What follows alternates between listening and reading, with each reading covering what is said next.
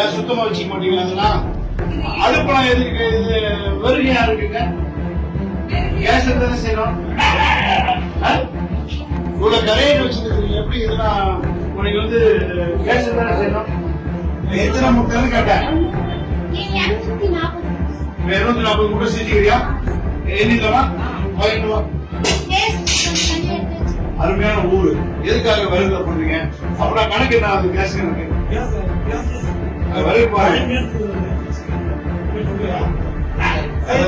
எனக்கு தெரியும்.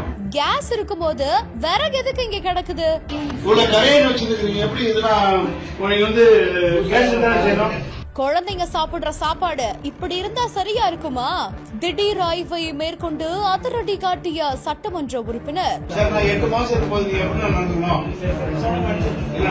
8 மாசம் சர்வீஸ் இருக்கும்போது நீங்க விறகுல பண்ணி இல்ல பண்ணீங்கன்னா குழந்தைங்க சாப்பிடுறதுன்னா காலை உணவு திட்டத்தை சரிபார்த்து ஊழியர்களிடம் ரைடு விட்ட பரபரப்பு காட்சிகள்.